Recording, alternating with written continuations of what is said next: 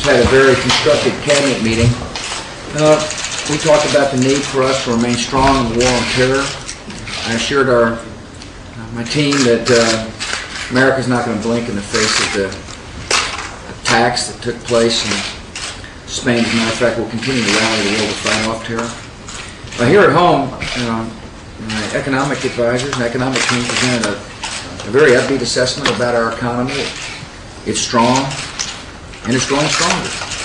Inflation's low, interest rates are low, manufacturing activity is up, job base is growing.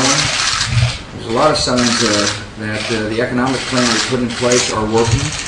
There's more work to do. In order to make sure the economy continues to grow, in order to fight off economic isolationism, we've got to work to control the cost of health care. It makes it awfully difficult for many small businesses to provide health care for their employees. We need an energy plan. The Secretary of Energy discussed the need for an energy plan. We need to make sure that we have legal reform. Junk and frivolous lawsuits make it awfully difficult for people to find work here in the United States. We need to make sure that the regulations at the federal, state, and local level are absolutely necessary. And finally, we need to make sure the tax cuts are permanent.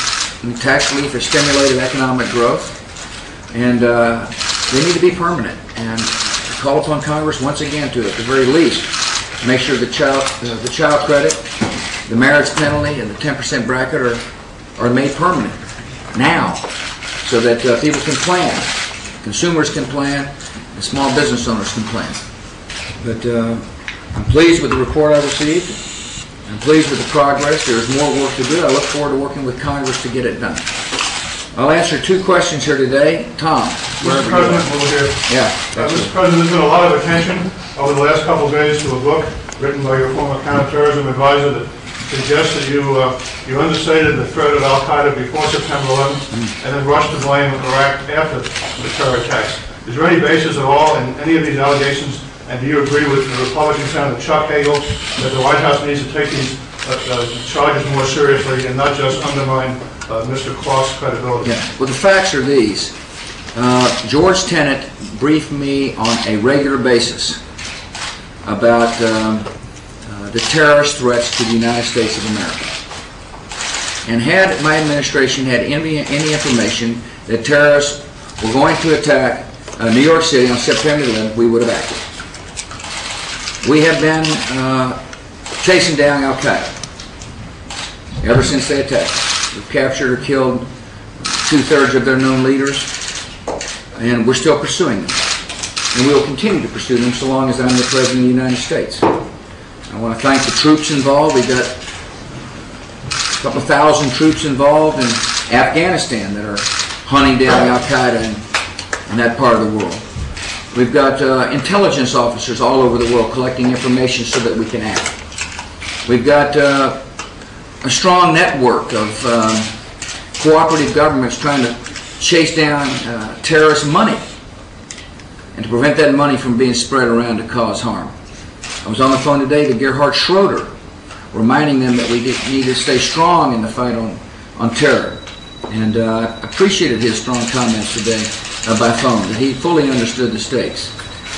We're making progress. There is more work to do, and this country will stay on the hunt. The best way to protect our country from further attack is to find the terrorists before they come to our homeland or anywhere else to inflict harm. Steve. Yes, sir. Thank you, sir. Are you worried about the threat from Hamas to attack U.S. targets over Israel's killing of Sheikh Yassin, and were you troubled by his killing? Yeah, I'm worried about terrorist groups targeting America. And we take every threat seriously in this administration. Nearly every morning that I come to work, I talk to George Tenet, FBI Director Mueller, and others about the threats to the United States. And they're still serious threats because of what we stand for. There are still people who want to harm our country. And so whether it be an Hamas threat or an Al-Qaeda threat, we take them very seriously in this administration. As far as the Middle East, it's a troubled region. and the attacks were troubling.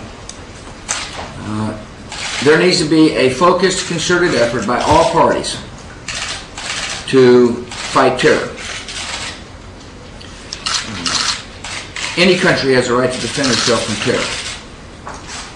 Israel has a right to defend herself from terror. And as she does so, I hope she keeps consequences in mind as to how to make sure we stay on the path to peace. This administration is committed to finding a two-state solution. A two-state solution for the good of Israel, a two-state solution for the good of the Palestinian people. To this end, if the circumstances on the ground allow, I'll be sending a team back out to the Middle East next week to see if we can't keep the process alive, the process toward peace.